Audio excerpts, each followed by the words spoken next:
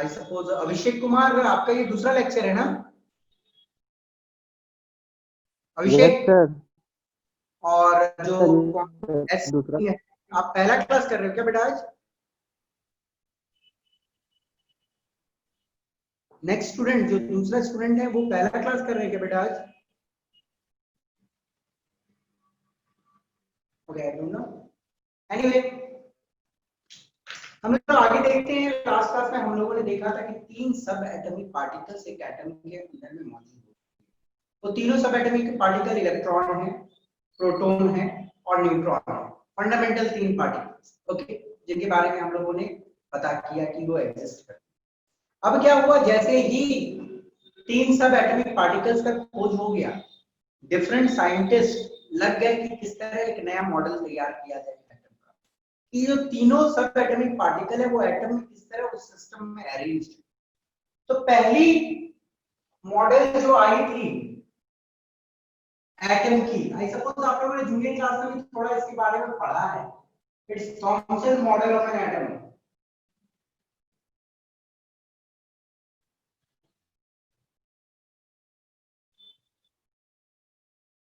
अब थॉमसन की जो मॉडल है एटम की, वो that is famously known as plum pudding model भी, उसे हम लोग प्लम पुडिंग मॉडल भी बोलते हैं। Plum pudding model, okay. The story is that कि जैसे ही इलेक्ट्रॉन का, थोड़ा बोलिए, कि जैसे ही इलेक्ट्रॉन का खोज हुआ था 1897 में, 1898 में थॉमसन लग गए एक मॉडल देने। तो ये मॉडल केम इन 1898। ये मॉडल बोलता क्या है, चलो देखते हैं। थॉमसन के हिसाब से atom is a sphere in which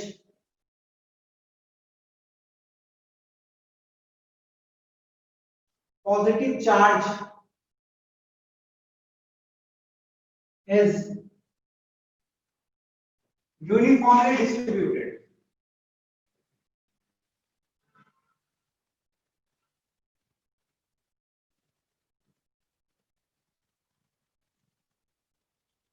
तो थॉमसन के हिसाब से जो था कि एटम जो है वो एक स्फीयर की तरह है, somewhat like this, एटम एक स्फीयर की तरह है, okay. Atom is a sphere in which positive charge is uniformly distributed. जो पॉजिटिव चार्ज होती है वो पूरे में फैला हुआ है, पूरे में फैला हुआ है positive charge, okay. Something like ऐसा मान लो आप, पॉजिटिव चार्ज पूरे में फैली हुई,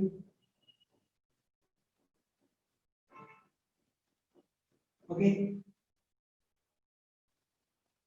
आप इस मॉडल को कुछ थोड़ा इस तरह भी समझ सकते हो कि खरबूज जो होता है ना, तरबूजा, तरबूजा में जो रेड वाला पोर्शन होता है पूरे में फैली हुई होती है। तो थॉमसन माना कि वो जो रेड वाला पोर्शन होता है तरबूजा में, उसको आप मान लो पॉजिटिव चार्ज, क्योंकि प्रोटॉन का खोज नहीं हुआ था उसमें। इसने जस्ट बोला था कि पॉजिटिव चार्ज एटम में होती है, तो पॉजिटिव चार्ज पूरे में फैला हुआ है, ओके। एटम एक स्फीयर है जिससे पॉजिटिव चार्ज पूरे में एक सिंगल मास की तरह फैला हुआ। नेक्स्ट था इनका point, electrons are embedded, electrons are embedded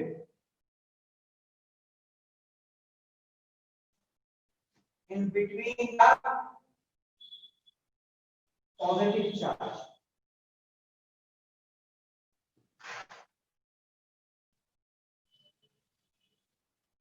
electrons का तो इन्होंने खोज कर लिया था, इन्होंने बोला कि इलेक्ट्रॉन जो है पॉजिटिव चार्ज के बीच में बैठी हुई, ओके पूरे। तो इलेक्ट्रॉन्स पॉजिटिव चार्ज के बीच में ऐसे ऐसे बैठे। अब इसको ऐसे मान सकते हो, तरबूजे में बीज होता है, बीज को मान लो इलेक्ट्रॉन, ठीक है। तो एक सिंपल सा मॉडल था इनके हिसाब से, एटम में एक स्फीयर होती है, पॉजिटिव चार्ज पूरे में फैला हुआ है, ओके, लाइक रेड वाला पोर्शन ऑफ अ तरबूजा, और सीड्स जैसे बीच बीच में है वैसे इलेक्ट्रॉन्स पूरे। तो इन्होंने अपने हिसाब से ये मॉडल दिया और ये थियोरेटिकल मॉडल थी, इसमें कोई एक्सपेरिमेंट नहीं किया था इन्होंने, जस्ट इन्होंने मतलब सोचा था कि ऐसा हो सकता। बट इन्होंने एक बहुत ही इंपॉर्टेंट चीज भी बोली उस जमाने में कि एटम इज इलेक्ट्रिकली न्यूट्रल। इन्होंने एक इंपॉर्टेंट चीज बोला कि atom is electrically neutral. Atom जो होती है वो न्यूट्रल होती है। इसका मतलब क्या है कि that is sum of positive charge is equal to sum of negative charge। Okay, मतलब एक्चुअली इक्वल एंड ऑपोजिट होगी। तो उन्होंने बोला था कि एटम एक न्यूट्रल चीज होती है, जो अभी भी सच है। ये एक अच्छी थ्योरी थी इनके मॉडल का, सबसे इंपॉर्टेंट पार्ट, और जो अभी भी ट्रू है। इन्होंने बोला था कि सम ऑफ पॉजिटिव चार्ज, सारे पॉजिटिव चार्ज को मिला दो, ओके, उसकी न्यूमेरिकल वैल्यू ठीक बराबर होती है नेगेटिव चार्ज। ओके, बोले मतलब यदि 5 प्रोटॉन है, प्रोटॉन तो उस जमाने में था ही नहीं, कल के लिए मान, यदि मानो सब मिला के पॉजिटिव चार्ज 5 है, तो सब जब मिला के नेगेटिव चार्ज होगी -5। तो ओवरऑल 5 प्लस -5 मिला होगा तो 0। तो एटम क्या है, न्यूट्रल है। इन्होंने प्रूव किया, ठीक है। प्रूफ क्या किया, जस्ट एक assumption थी। तो ये तो इनकी मॉडल थी जिसमें कुछ डेप्थ में है नहीं, जूनियर क्लासेस में आप लोगों ने पढ़ा है। अब हम लोग देखते हैं, चलो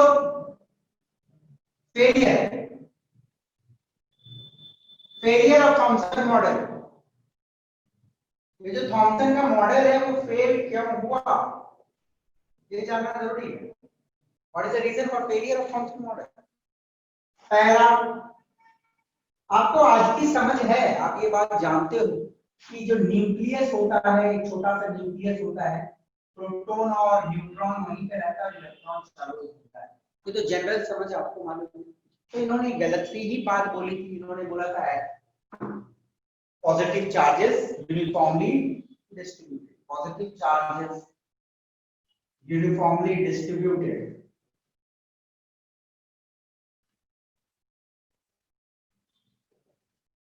was proved wrong by Rutherford, was proved wrong by Rutherford। बाद में रदरफोर्ड ने प्रूव किया कि ये पॉजिटिव चार्ज पूरे में डिस्ट्रीब्यूटेड नहीं है। ओके, फेमस एक्सपेरिमेंट हुई थी गोल्ड फॉइल एक्सपेरिमेंट, जो हम लोग देखेंगे बाद में। रदरफोर्ड ने ये प्रूव किया कि जो थॉमसन बोल रहा है कि पॉजिटिव चार्ज पूरे में डिस्ट्रीब्यूटेड है, ये गलत बात। ओके, ये बाद में तो प्रूव हो गई। दूसरी बात, it is a static model, it is a static model and no explanation for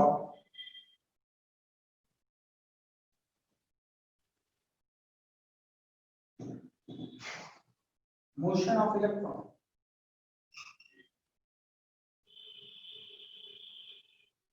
नहीं बेटा, ये एक स्टैटिक मॉडल था, फिक्स्ड मॉडल था। उन्होंने बोला था इलेक्ट्रॉन्स आर एम्बेडेड, बीच में बैठी हुई है इलेक्ट्रॉन, जैसे जो सीड्स बैठे रहती है। ये तो गलत वाली बात, क्योंकि इलेक्ट्रॉन घूमते रहते हैं। तो ये स्टैटिक मॉडल था, फिक्स्ड मॉडल था, कोई भी मूविंग पार्ट नहीं। बट आपको मालूम है कि इलेक्ट्रॉन की मोशन होती है, इसलिए इनका मॉडल फेल हुआ बाद में जाके। और फिर इसके बाद रदरफोर्ड ने एक एक्सपेरिमेंट किया था जिसकी वजह से इनका फेलियर हुआ, हम लोग देखेंगे नेक्स्ट। वैसे कुछ आपकी डाउट है इस टॉपिक में तो आप मुझसे पूछिए, फिर हम नेक्स्ट स्क्रीन में आगे बढ़ेंगे बेटा। Sir failure of Thomson model का सेकंड पॉइंट थोड़ा फिर से एक बार। ओके, क्या बेटा बोल रहे हो, सेकंड पॉइंट ये वाला? नो सर, फेल्यूर सर, उसका सेकंड पॉइंट नहीं सुन पा रहा हूँ, थोड़ा जोर से बोलना बेटा। थॉमसन मॉडल का फेल्यूर है ना सर, उसका सेकंड पॉइंट थोड़ा is a static model. Static शब्द का मतलब होता है फिक्स्ड। ओके, स्टैटिक शब्द का मतलब होता है फिक्स्ड। तो थॉमसन के मॉडल में हर चीज फिक्स्ड था, उन्होंने बोला था इलेक्ट्रॉन बीज के जैसा बैठा रहेगा, पर क्या इलेक्ट्रॉन एकदम बैठा रहता है? ये सही है? नहीं, उन्होंने बोला था स्टैटिक मॉडल, समझ रहे हो ना? इलेक्ट्रॉन घूमते रहती है, इलेक्ट्रॉन के घूमने का कोई लॉजिक इन्होंने दिया था? नहीं दिया। ओके, इनके हिसाब से एटम में कोई भी मूवेबल पार्ट नहीं, पर इलेक्ट्रॉन में इलेक्ट्रॉन एक मूवेबल पार्ट है एटम। ओके, समझ गए? Yes sir. चलो clear. I suppose Shubham, Shubham आज आपका फर्स्ट डे है क्या? जी सर। ओके सर, बेटा ठीक है, समझ आ गई ना आपको? जी सर। चलिए बेटा आगे देखते हैं हम लोग, ठीक है? तो थॉमसन मॉडल हुई ये वाली कहानी, लिखना है तो लिख लो, कुछ लिखना है इसमें से?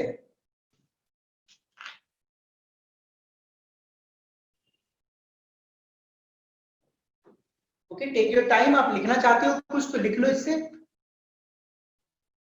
चलिए, पर बेटर होगा कि आप एक स्क्रीनशॉट ले लो, नोट्स बना लेना बाद। चलिए,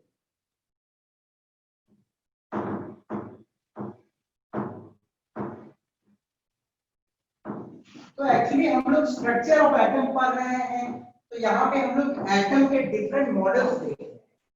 तो इसका चिंता नहीं करना है, आप मान सकते हो पहला लेक्चर है तो भी कोई दिक्कत नहीं है, क्योंकि ये भी स्टार्ट ही मान सकते हैं। चलिए, नेक्स्ट एक साइंटिस्ट आए whose name was Rutherford. Okay, उनका नाम था रदरफोर्ड, और इन्होंने एक फेमस एक्सपेरिमेंट किया था, गोल्ड फॉइल एक्सपेरिमेंट। ओके, एक फेमस एक्सपेरिमेंट की गई थी, gold foil experiment, between 1909 and 1911 के बीच में ये एक्सपेरिमेंट। ओके, तो ये एक्सपेरिमेंट एक्चुअली क्यों किया गया था ये भी जान लो। एक्चुअली ये एक्सपेरिमेंट करने के पीछे रीजन ये था कि रदरफोर्ड चाहते थे कि वो प्रूव करे कि थॉमसन का मॉडल सही है, क्योंकि थॉमसन का उस जमाने में बहुत इज्जत था। थॉमसन यदि कोई बात बोल दे, थॉमसन का बात काटना इतना आसान नहीं था। तो ये चाहते थे कि हम प्रूव करें कि थॉमसन का मॉडल सही है। तो उसको प्रूव करने के लिए इन्होंने एक सेटअप बनाया। तो वो सेटअप क्या है पहले देख लेते हैं, सेटअप क्या बनाया है। ठीक है, इनका सेटअप कुछ इस प्रकार था। इन्होंने एक राउंड इस टाइप का पैनल बनाया, और इसके अंदर में इन्होंने जिंक सल्फाइड की कोटिंग लगाई। ओके, इसके अंदर में इन्होंने जिंक सल्फाइड की कोटिंग लगाई। ओके,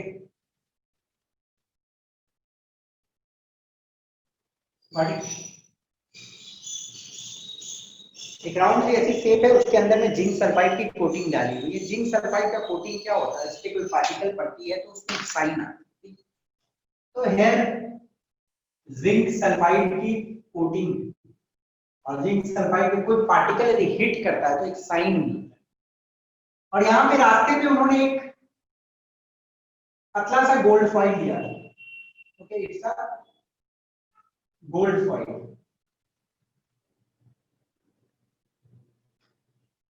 गोल्ड फॉइल लेने का रीजन ये था कि वो चाहते थे कि एक्सपेरिमेंट में एटम के ऊपर करूं, और गोल्ड एक हाईली मैलिएबल मेटल है। आप उसको बहुत पतला बीट करके बना सकते हो, मार मार के एक पतला सा सीट बना सकते हो। तो ये जो पतला सीट था, ये काफी पतला इन्होंने लिया था, और आप एज्यूम कर सकते हो उसमें कुछ 1000 एटम है, ऐसा मान, इतना पतला सीट उन्होंने लिया। ओके, तो गोल्ड फॉइल की पतली सी सीट ली थी, क्योंकि वो चाहते थे कम से कम नंबर ऑफ एटम्स हो, और एक्सपेरिमेंट मान लिया जाए कि एटम्स के ऊपर ही किया जा रहा है। तो गोल्ड फॉइल से एक बहुत ही पतला सीट बन सकता है, इसलिए लिया गया। Highly malleable metal. और क्या किया गया था, एक ऐसी अल्फा एमिटर ली गई। अल्फा एमिटर, अल्फा एमिटर क्या होता है, अल्फा रेज निकलते हैं। आई सपोज अल्फा रेज मैंने आप लोगों को लास्ट क्लास में बताया था। अल्फा रेज क्या होती है, doubly ionized helium ion. I suppose सबको याद होगा, लास्ट क्लास में आपको बताया था, हीलियम के एटम से यदि आप 2 इलेक्ट्रॉन निकाल दो तो आपको 2 यूनिट पॉजिटिव चार्ज इस पे मिलेगा, है ना। हीलियम में 2 प्रोटॉन होती है, 2 इलेक्ट्रॉन, और दोनों इलेक्ट्रॉन में निकाल दिया उससे तो 2 यूनिट पॉजिटिव चार्ज आ जाएगा। तो हीलियम एटम से 2 इलेक्ट्रॉन निकाल दिया जाए, उसी को बोला जाता है अल्फा पार्टिकल। और ये अल्फा पार्टिकल काफी स्पीड से चलती है, इनकी स्पीड लगभग 15,000 किलोमीटर प्रति सेकंड। ओके, इट्स 15,000 किलोमीटर प्रति सेकंड, इतनी स्पीड से चलती है। ओके, तो इनका क्या काम था, अल्फा पार्टिकल्स को ये इस पे हिट करना था इनको। तो अल्फा पार्टिकल्स को बोले तो अल्फा रेस को इस पे उनको हिट करना था, और फिर वो कुछ ऑब्जर्वेशन अपना देखना चाहते। एक्चुअली बिफोर एक्सपेरिमेंट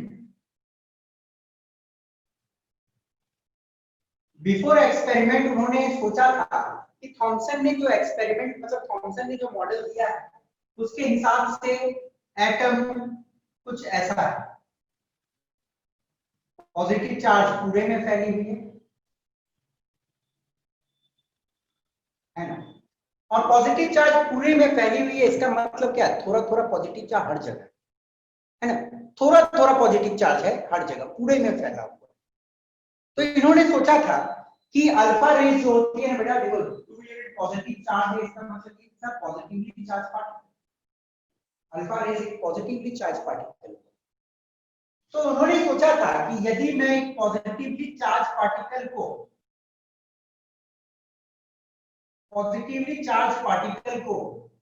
एटम के ऊपर में डालूं, तो ऐसा होना चाहिए कि पॉजिटिव चार्ज पूरे में हल्का हल्का फैला हुआ है।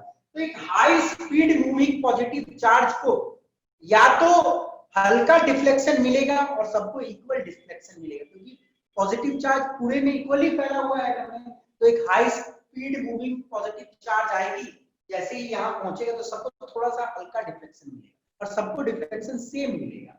तो इन्होंने अज्यूम किया कि सारे को थोड़ा सा हल्का डिफ्लेक्शन मिलेगा और सब पार हो जाएगा।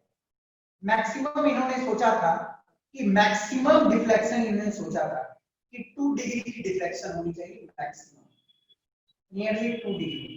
या उन्होंने ये भी सोचा था कि ऐसा भी हो सकता है कि ये बहुत फास्ट मूविंग पॉजिटिव चार्ज है, ओके, और एक हल्का सा पॉजिटिव फील्ड से पार करेगा तो हो सकता है डिफ्लेक्ट ना भी। तो इन्होंने ऐसा सोचा था कि या तो हल्का डिफ्लेक्शन होगा तो सब में सेम होगा, या तो डिफ्लेक्शन ना ही हो। जब एक्सपेरिमेंट को किया उन्होंने, तो इसको तो सपोज कर लो एटम ही है यहाँ पे। जब एक्सपेरिमेंट को उन्होंने किया तो उन्होंने देखा कि स्टार्टिंग में कि अक्सर रेज एकदम अनडिवाइडेड पार कर रही है, अक्सर रेज मतलब बार बार रेज आ रहा होगा, अनडिवाइडेड पार हो रही है, तो स्ट्रेट जा रही है। तो इनको लगा हाँ ठीक बात है, थॉमसन का मॉडल सही है। तो मोस्ट ऑफ द रेज क्या हुआ था, most rays passed undivided, okay. अक्सर रेज में कोई डिविएशन नहीं दिखी थी, got it.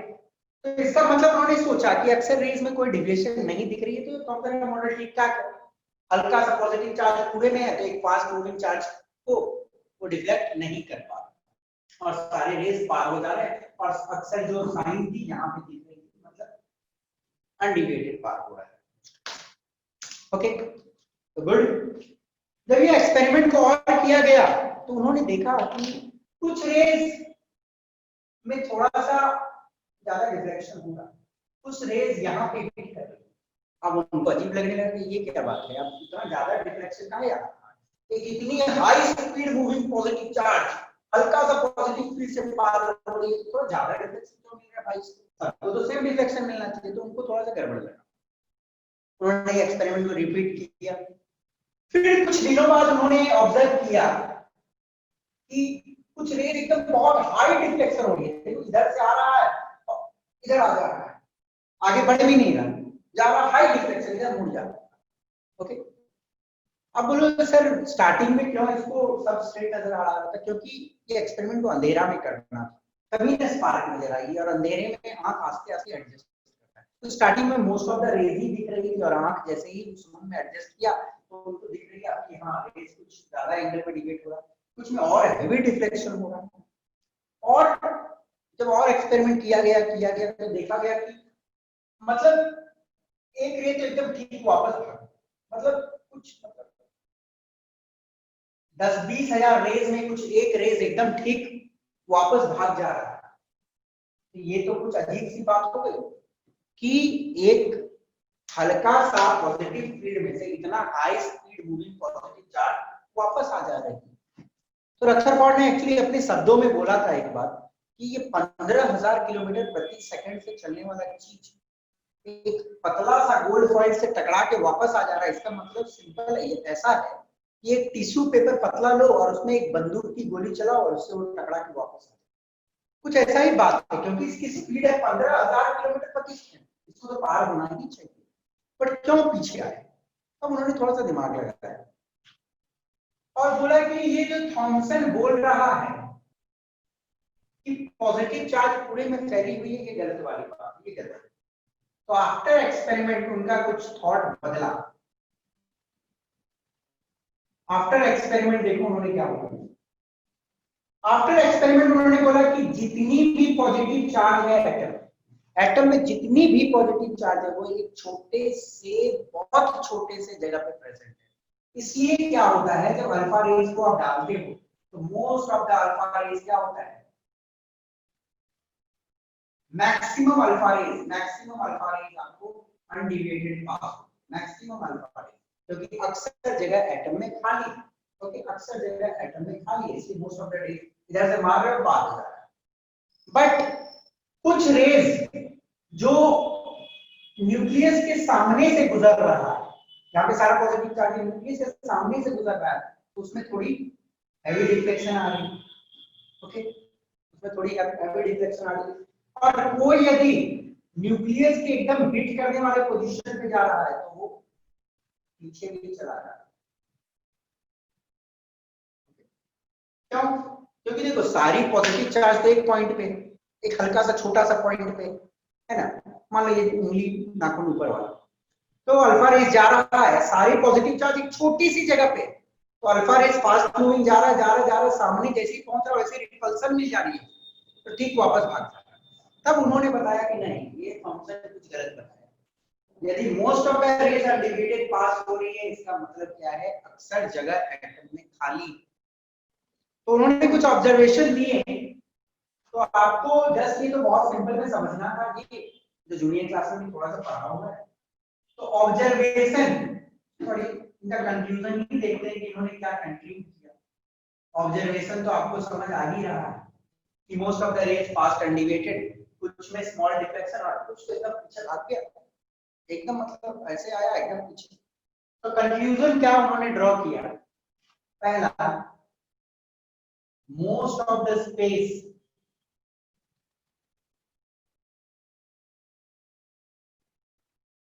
within an atom is empty, मतलब एटम में अक्सर जगह खाली है और उस खाली जगह को हम लोग बोलते हैं एक्स्ट्रा न्यूक्लियर रीजन। उसको क्या बोला जाता है, extra nuclear region, okay. Atom में अक्सर स्पेस खाली होता है, उसे हम बोलते हैं एक्स्ट्रा न्यूक्लियर रीजन। इसलिए तो अक्सर अल्फा रेज क्या है, अनडिवाइडेड पास होता है, एकदम अनडिवाइडेड है, नॉट। और जो खाली जगह है उसे हम एक्स्ट्रा न्यूक्लियर रीजन बोले। द पॉजिटिव चार्ज, जितने भी positive charge, the positive charge is concentrated at a small center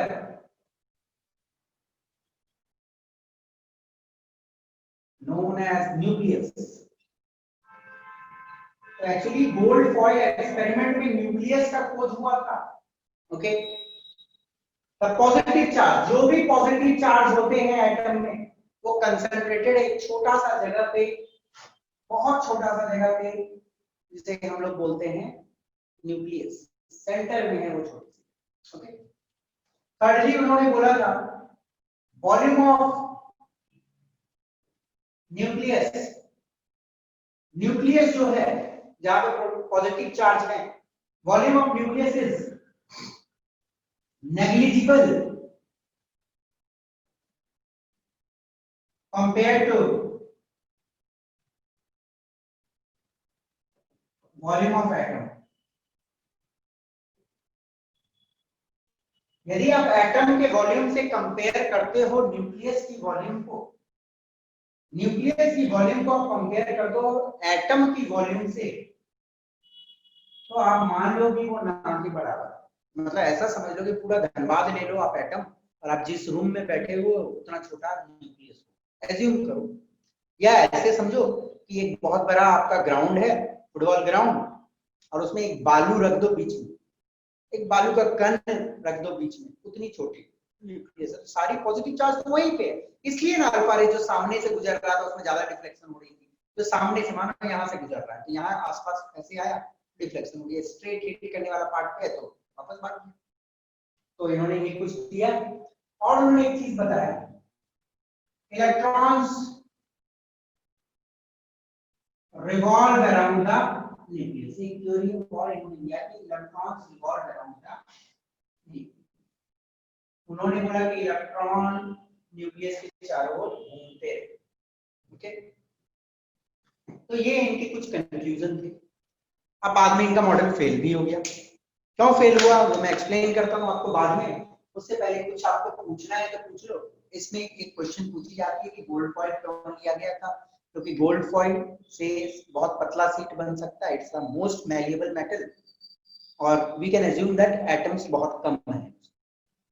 और एक दूसरा रीजन है कि ये एक्सपेरिमेंट को बहुत दिन तक करना था, तो गोल्ड एक नॉन रिएक्टिव एलिमेंट है, वो जल्दी किसी के साथ रिएक्ट नहीं करती है, इसलिए एक्सपेरिमेंट में कोई बदलाव नहीं आएगी, क्योंकि एटमॉस्फेयर के साथ ये रिएक्ट कर सकता था दूसरा ले। तो ये कुछ रीजन थी गोल्ड फॉइल लेने की।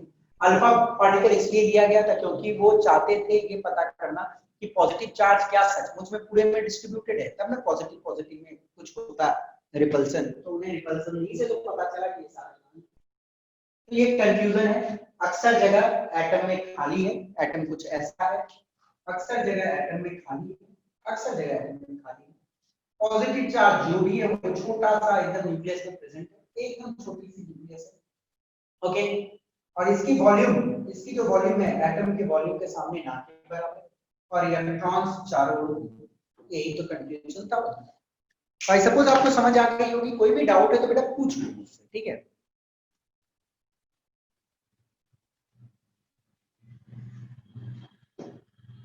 कोई डाउट किसी को? हाँ ना, बोलिए। समझ आ गया? Yes sir. ओके चलिए। अब तो चलो इनका कंक्लूजन था और आपको मालूम है कि इनका मॉडल फेल भी हुआ। अब इनका मॉडल क्यों फेल हुआ ये भी हम लोग समझ लेते हैं। Failure of Thomson model.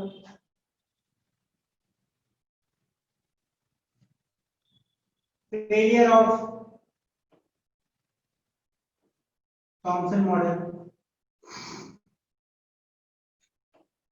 Thomson का मॉडल क्यों फेल हुआ? देखो, इनका मॉडल फेल होने का रीजन था, first, could not explain nuclear collapse, could not explain nuclear collapse। Nuclear collapse होती क्या है ये लोग समझते हैं। सपोज करो एक इलेक्ट्रॉन है, न्यूक्लियस के चारों ओर घूम रहा है, तो इस पॉइंट पे इसकी जो मोशन की डायरेक्शन है ऊपर की ओर, यही इलेक्ट्रॉन जब मानो यहाँ पे आ जाएगा तो इसकी मोशन की डायरेक्शन इधर होगी। मानो जब यहाँ पे आ गया तो इसकी मोशन की डायरेक्शन इधर होगी, यहाँ आ गया तो मोशन की डायरेक्शन इधर होगी कि नहीं? तो मोशन की डायरेक्शन हर पॉइंट पे चेंज हो रही है। जब मोशन की डायरेक्शन चेंज होती है तो वेलोसिटी चेंज होता है कि नहीं होता है? वेलोसिटी तो वेक्टर क्वांटिटी है, मालूम है आपको, है कि नहीं? डायरेक्शन चेंज होता है तो वेलोसिटी चेंज होती है कि नहीं होती है? होती है, आपने पढ़ा है। तो सपोज करो इसकी वेलोसिटी v1 है, इसकी वेलोसिटी v2 है, इसकी वेलोसिटी v3 है, इसकी वेलोसिटी v4। तो जब वेलोसिटी चेंज हो रही है तो ये मोशन एक एक्सेलरेटेड मोशन है कि नहीं? इट्स एन एक्सेलरेटेड मोशन, है ना? एक्चुअली मोशन ऑफ इलेक्ट्रॉन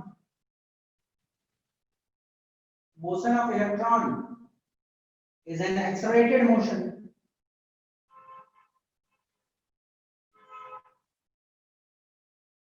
आप बेटा जब मोशन एक्सेलरेटेड मोशन है तो मेरा बोलने का मतलब है कि यदि कोई चीज को एक्सेलरेशन थोड़ा दोगे ही, गाड़ी का ही एक्सेलरेटर बढ़ाओगे तो गाड़ी में जो तेल रखा है वो ज्यादा जलेगा, है कि?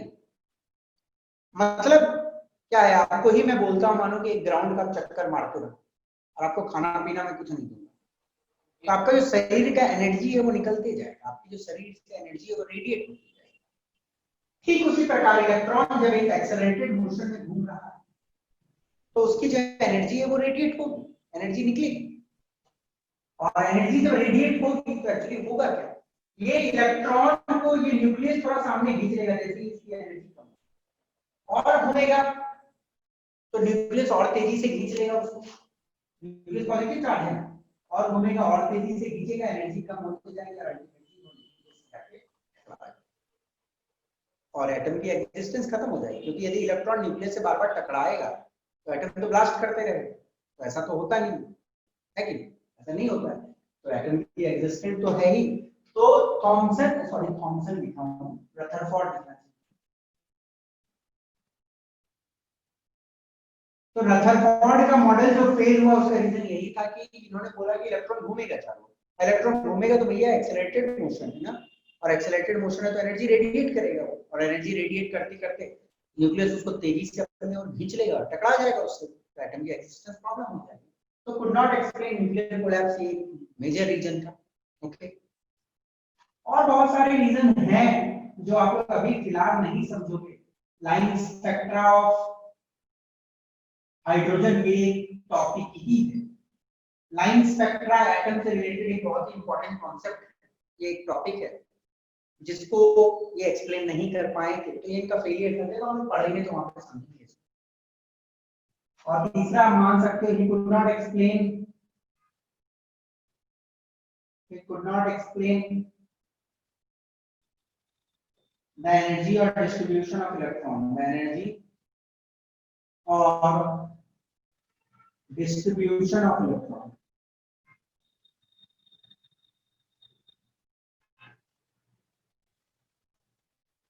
देखो, रदरफोर्ड नहीं एक्सप्लेन कर पाए थे कि इलेक्ट्रॉन की एनर्जी क्या होगी, क्योंकि वो घूमेगा तो उसकी कितनी एनर्जी होगी, कितनी लूज करेगा इत्यादि जब सामने आएगा, ये सब को वो एक्सप्लेन नहीं कर पाए। इलेक्ट्रॉन की अपनी कुछ एनर्जी होती है जब वो घूमती है चारों ओर, तो वो कितनी एनर्जी होगी ये सब रदरफोर्ड नहीं बता पाए थे। और ये भी नहीं बता पाए थे कि इलेक्ट्रॉन किस तरह डिस्ट्रीब्यूटेड रहेगा। मानो 10 इलेक्ट्रॉन कैसे डिस्ट्रीब्यूटेड होगा एटम के न्यूक्लियस के चारों ओर, ये एक्सप्लेन नहीं कर। तो मेजर देखो, ये सब तो कहने की बातें हैं, जब आप और आगे पढ़ोगे टॉपिक को तो आपको खुद समझ आएगी कि ये सब रदरफोर्ड नहीं बता पाए थे। बट मेजर उनका जो फॉल्ट है, he could not explain nuclear collapse। Okay, तो दिस इज रदरफोर्ड थ्योरी। और रदरफोर्ड की थ्योरी में पता चला न्यूक्लियस के बारे में और प्रोटॉन मतलब पॉजिटिव चार्ज के बारे में, ये जितने पॉजिटिव चार्ज है वो एक छोटी सी न्यूक्लियस में प्रेजेंट है। Okay, understood? तो जल्दी से नोट डाउन कर लो, स्क्रीनशॉट लेना ले लो, कुछ पूछना है पूछ लो। स्क्रीन में कोई भी डाउट है आपको, आप पूछ सकते हो।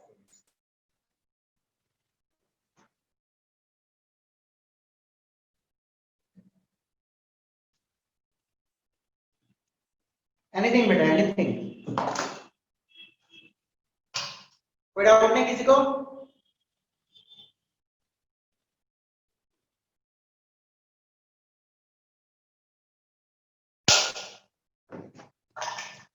उनको मैं इंडिविजुअली पूछ ले रहा हूं।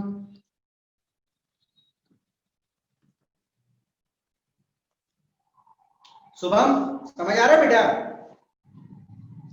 शुभम, आप अपने माइक को ऑन करके मुझसे बात कर सकते हो। जी सर। कोई दिक्कत नहीं ना? No sir. पहला क्लास है ना आपका आज, कोई दिक्कत नहीं है। यही मतलब मान लो यही स्टार्टिंग। अंकुर, अंकुर समझ आ रही है चीज? Yes sir.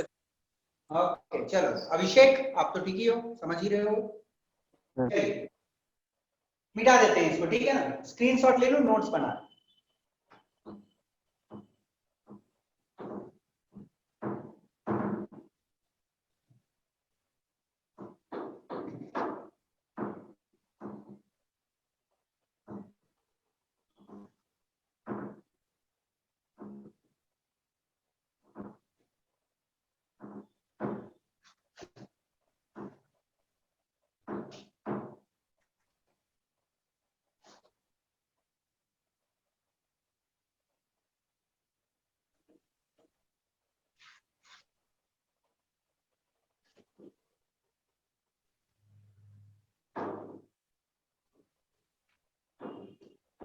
नहीं को रदरफोर्ड के मॉडल के बाद तो आया था नील बोर का मॉडल, पर नील बोर के मॉडल को देखने से पहले हम कुछ चीजों को समझते हैं। सपोज करो कुछ आपको ऐसे लिखा हुआ है एक्स ए जेड, या सपोज करो सल्फर 1632 ऐसे लिखा, ओके? तो कोई भी चीज जो लिखी, ओके? देखिए ये जो बीच में हम लिखते हैं it's particularly symbol of an element, जैसे एक्स लिखा ऐसे सल्फर होता है, सल्फर। जेड, बेटा जेड का मतलब बेसिकली होता है atomic number, okay? Z is atomic number. तो यहाँ पे आप देख रहे हो जो नीचे में लिखा हुआ है इट्स एटॉमिक नंबर, और एटॉमिक नंबर होती क्या है उसके कॉन्सेप्ट को हम लोग पहले समझते हैं।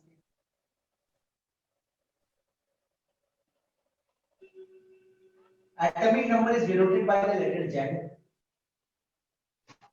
It is the number of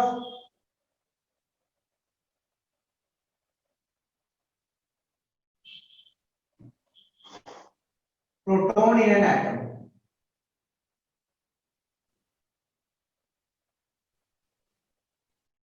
एक एटम में कितने सारे प्रोटॉन होते हैं हमें ये पता चलता है एटॉमिक नंबर से। Number of proton in an atom. और आपको एक चीज यूनिक जानना है, atomic number is a unique property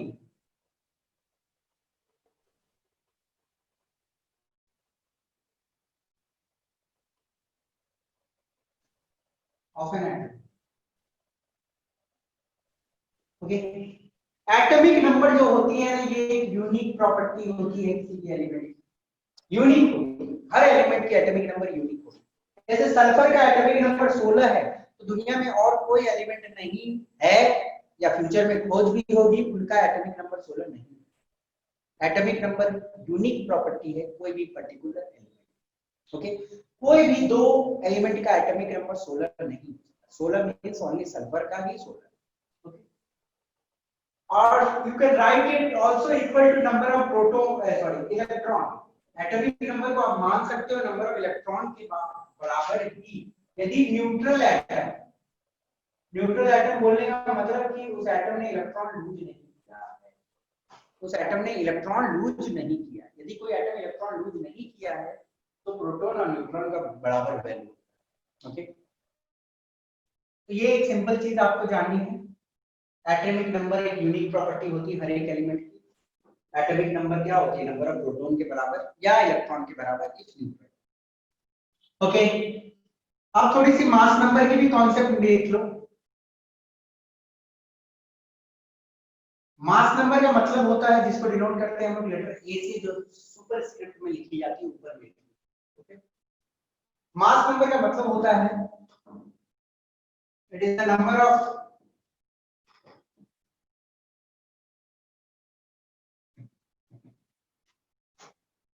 proton and neutron in an atom, या ऐसे बोल सकते हो it is the sum of, ठीक है? मास नंबर क्या होता है?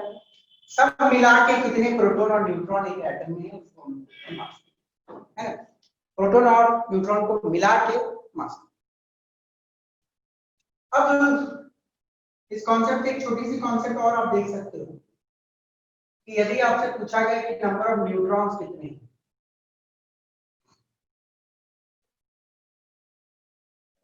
नंबर ऑफ न्यूट्रॉन्स कितने हैं आपसे पूछा गया, तो देखो ये वाला क्या है, प्रोटॉन प्लस न्यूट्रॉन, ये वाला क्या है, प्रोटॉन, ठीक है ना।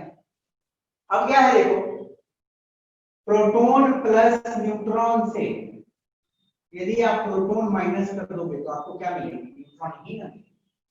ओके, बोलने का मतलब प्रोटॉन प्लस न्यूट्रॉन होता है मास नंबर, मास नंबर से एटॉमिक नंबर आप माइनस कर दो तो आपको मिल जाएगी नंबर ऑफ,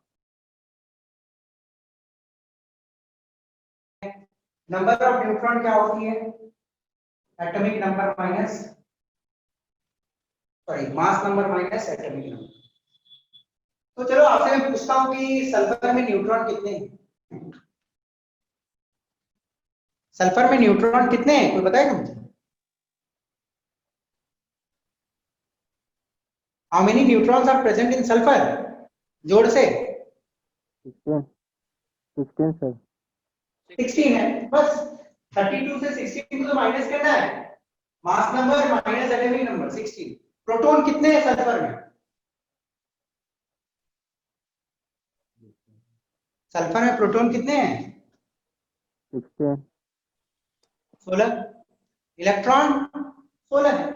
ओके, तो ये एक सिंपल सी कॉन्सेप्ट है, आपको जाननी है।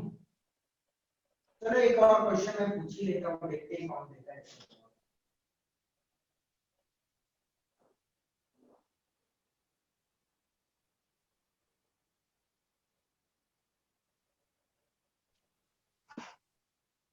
ये छोटा सा क्वेश्चन है आपके लिए, और सोच के जवाब दो, जोड़ से दो, क्योंकि कोई बच्चा बोल रहा है मुझे सुनाई नहीं दे रहा आपका कि ये जो एक सिंबल लिखा हुआ है पर्टिकुलर किसी प्रकार से,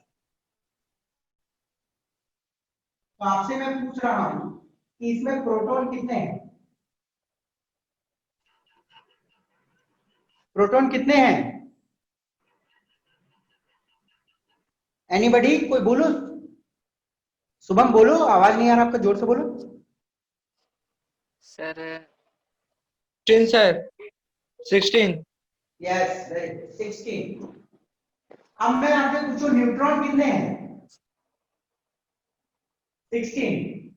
अब मैं पूछ रहा हूं कि इलेक्ट्रॉन कितने हैं इसमें, ये बताओ। अभिषेक आप बताइए, Abhishek. Yes sir. Sir 32। Electron, electron 16। Electron 16 ही सर। 16, देखते हैं कैसे। देखो बेटा 16 तो इस वाले सिंबल है, बट इसमें क्या दिया हुआ है, 2 माइनस दिया हुआ है। 2 माइनस का मतलब क्या है, 2 यूनिट नेगेटिव चार्जेस, और किसी में 2 यूनिट नेगेटिव चार्ज होता है, इसका मतलब क्या होता है, 2 इलेक्ट्रॉन गेन किया है ना। तो मैं आपको रिकॉर्ड कर रहा हूँ, आपको देख रहा हूँ इस पे। कितने इलेक्ट्रॉन है, 18 इलेक्ट्रॉन है, क्योंकि 16 तो न्यूट्रल कंडीशन में होंगे। This is atomic number, atomic number, atomic number 16, ठीक है, प्रोटॉन तो उतना ही होगा, बट 2 इलेक्ट्रॉन गेन किया तब ना 2 यूनिट नेगेटिव चार्ज आएगा, गॉट इट। तब इसमें इलेक्ट्रॉन 18 है। चलो मैं आपसे एक और छोटा सा क्वेश्चन पूछ लेता हूं,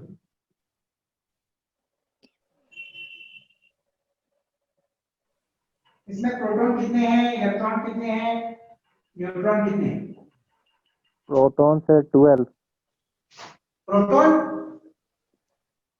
12 सर। प्रोटॉन 11 है बेटा, प्रोटॉन होता है एटॉमिक के बराबर, yes yes sir. Atomic number के बराबर होता है, ओके, एटॉमिक नंबर के बराबर। और इलेक्ट्रॉन कितने हैं इसमें, ये बताओ। 10। 10, 11 नॉर्मली होता है प्रोटॉन और इलेक्ट्रॉन, बट प्लस चार्ज मतलब एक इलेक्ट्रॉन निकलता कौन है, एक यूनिट पॉजिटिव चार्ज आएगा, तो 10 इलेक्ट्रॉन। न्यूट्रॉन कितने हैं,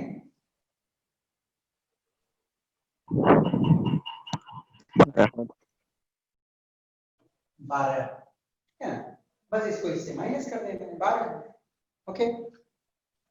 इसको जल्दी से नोट डाउन करो फिर आगे बढ़ो।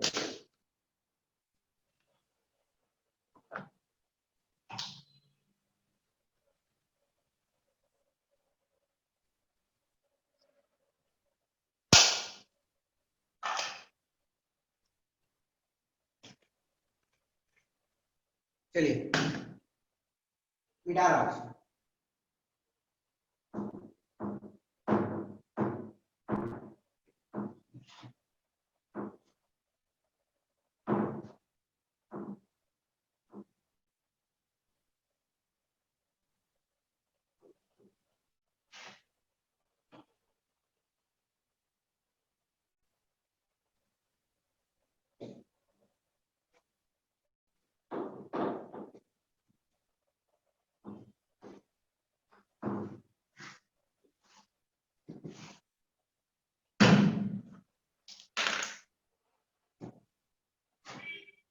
Next, there is a things known as isotopes.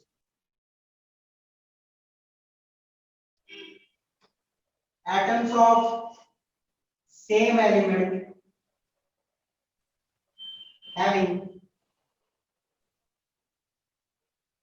different mass number. देखिए आइसोटोप्स का मतलब होता है एटम्स एक ही एलिमेंट का एटम है। एक ही एलिमेंट का एटम रहेगा तो एटॉमिक नंबर तो सेम ही रहेगा। तो एटम्स ऑफ सेम एलिमेंट बोल सकते हो having same atomic number but different mass number. तो डेफिनेशन को छोड़ो, एग्जांपल से समझो। देखो दिस वन इज 1H1 जिसको हम लोग प्रोटियम बोलते हैं। हाइड्रोजन 3 प्रकार का पाया जाता है, 1H1, 1H2 इसको हम लोग ड्यूटेरियम बोलते हैं, 1H3 जिसको आप ट्रिटियम बोलते हैं। ओके, अब मैं आपसे पूछ रहा हूं इन तीनों में प्रोटॉन कितना है? इसमें प्रोटॉन कितना है? एक। इसमें भी एक। यदि न्यूट्रॉन है तो इलेक्ट्रॉन भी एक। अब मैं पूछ रहा हूं कि न्यूट्रॉन कितने हैं? कितने न्यूट्रॉन है इसमें? 0 सर। 0। इसमें कितने न्यूट्रॉन है? 1 एक। इसमें कितने हैं? 2 देखो अब आपको एक चीज समझ आनी चाहिए, definition. Atoms of same element same है, ओके, और सेम एलिमेंट है तो एटॉमिक नंबर तो सेम ही रहेगा। Okay, atom of same element having same atomic number but different mass number. देखो मास नंबर डिफरेंट है, 1 2 3 मास नंबर डिफरेंट।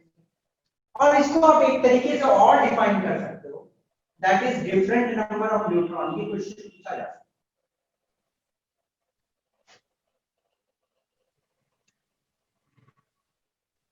देखो isotopes को और एक तरीका से डिफाइन किया जा सकता है, atoms of same element having different number of neutrons. आप देख रहे हो प्रोटॉन सेम है, इलेक्ट्रॉन भी सेम है, बस न्यूट्रॉन डिफरेंट है।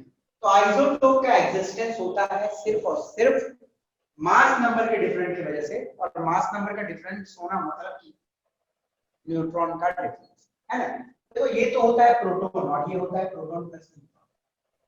प्रोटॉन तो सब केस में सेम है तो अलग तो न्यूट्रॉन ही है ना नंबर सब में, समझ गए। और इसका एग्जांपल देखोगे तो क्लोरीन 1735 और क्लोरीन 1737, दो टाइप के क्लोरीन पाए जाते हैं। ओके, देखो एटॉमिक नंबर सेम है मतलब नंबर ऑफ प्रोटॉन और इलेक्ट्रॉन तो सेम ही है, पर इसमें न्यूट्रॉन देखोगे तो 18 न्यूट्रॉन है और इसमें कितना है 20 न्यूट्रॉन। बस न्यूट्रॉन की डिफरेंस है आइसोटोप्स की existence. Atoms of same element having same atomic number but different या different number of neutron. Okay, next होती है isobars. atoms of different elements having same number of atoms of different elements having same mass number. Sir बोलो बेटा, कुछ बोल रहे हो क्या? डिफरेंट एलिमेंट्स के एटम्स होंगे बट उनका मास नंबर सेम होगा। जैसे देखो, एक कैल्शियम लिया और एक आर्गन लिया। कैल्शियम का एटॉमिक नंबर 20 और इसका एटॉमिक नंबर 18। इसका मास नंबर 20 40 होता है, इसका मास नंबर 40। देखो, तो एटम्स क्या है? डिफरेंट एलिमेंट के। देखो, डिफरेंट एलिमेंट के कैल्शियम है और argon, having same mass number same.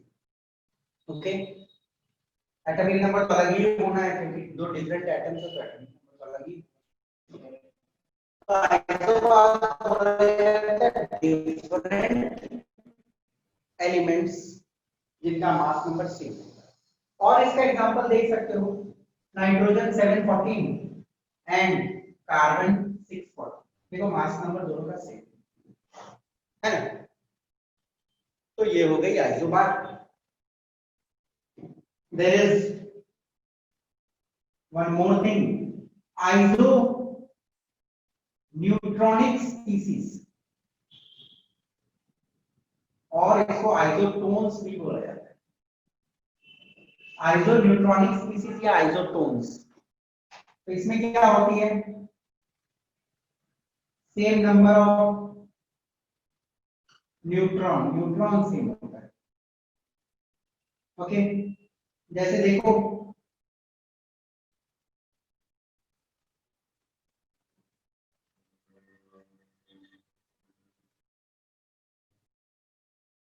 अब देखो, मैं आपसे पूछ रहा हूं कि सिलिकॉन में कितने न्यूट्रॉन है, बताओ तो। सिलिकॉन में कितने न्यूट्रॉन है? न्यूट्रॉन कैसे निकलता है? सिलिकॉन में कितने को प्लस करके हाँ, तो कितना है बताओ?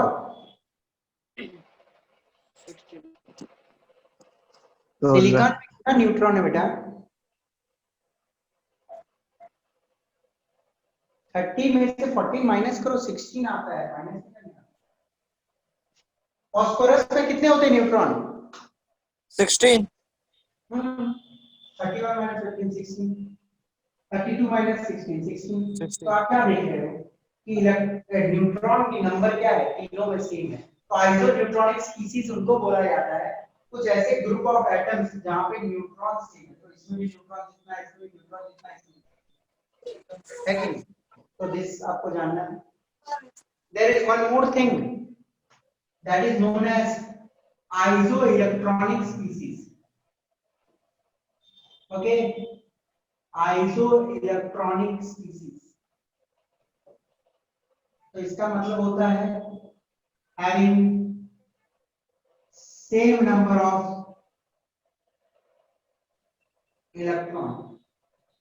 इलेक्ट्रॉन के नंबर सेम हो। ओके, देखो, Na प्लस Mg2 प्लस, ठीक है, Al3 प्लस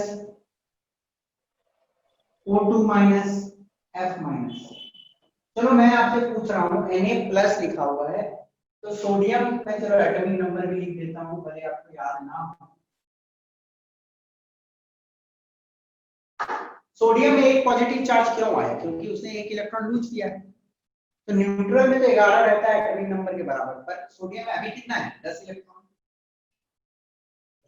मैग्नीशियम में कितना इलेक्ट्रॉन है बोलो तो? मैग्नीशियम में कितना इलेक्ट्रॉन है? 10 सर। 10 इलेक्ट्रॉन है। 12 में से 2 गया, 10 है। एल्युमिनियम में से 13 में से 3 जाएगा, 10 इलेक्ट्रॉन। ऑक्सीजन में भी कितना है? 10 सर। 10 है। 8 होती है नॉर्मल में, 2 नेगेटिव है, मतलब 2 इलेक्ट्रॉन आएगा। तो कहानी कुछ यहाँ पे ऐसी है कि आइसो इलेक्ट्रॉनिक स्पीसीज उनको बोला जाता है जिसमें same same number of electron. देखो ये सारे में same number of electron, Na plus Mg2 plus Al3 plus O2 minus।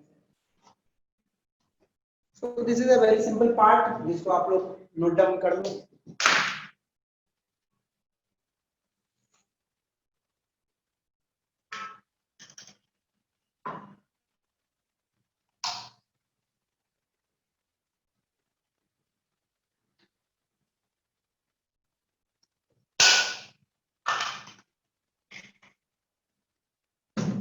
चलिए मिटा रहा हूं मैं इसको।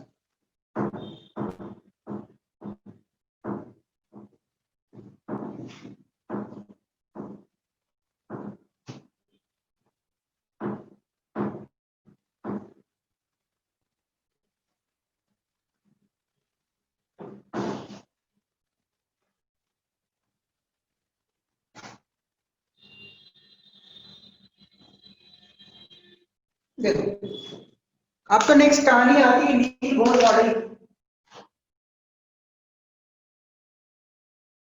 नील बोर का मॉडल था, तो नील बोर का मॉडल को हम डायरेक्टली तो नहीं पढ़ सकते हैं, क्योंकि नील मॉडल बनाया था, वो बनाने से पहले उन्होंने काफी रिसर्च किया था।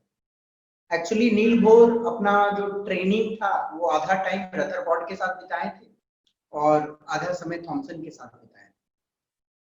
उन्होंने थॉमसन के साथ भी काफी समय बिताया, रदरफोर्ड के साथ भी काफी समय बिताया और उनके सोच को उन्होंने अपने मॉडल में लगाया था। और साथ में उस जमाने में बहुत सारे डेवलपमेंट्स हो रहे थे जिसको नील बोर ने स्टडी किया, फिर जाके उन्होंने Niels Bohr model of an atom दिया। तो Niels Bohr model of an atom आज तो मैं स्टार्ट नहीं करूंगा, नेक्स्ट क्लास में आपके साथ डिस्कस करूंगा, बट उससे पहले आज तक जितना पढ़ाया है ना उसको पढ़ के आना, तब नेक्स्ट क्लास की चीजें अच्छे से समझने में मजा आएगा। तो आई होप यदि कोई डाउट है तो आप मुझसे डिस्कस कर सकते हो अभी, नहीं तो नील बोर मॉडल पढ़ने से पहले हमें वो सारे चीजें देखने हैं जो नील बोर ने स्टडी किया था अपने मॉडल को बनाने से पहले। Okay, we will see those things in the next class कि नील बोर ने क्या चीजों के बारे में पढ़ाई की थी, फिर अपना मॉडल को उन्होंने बनाया। ओके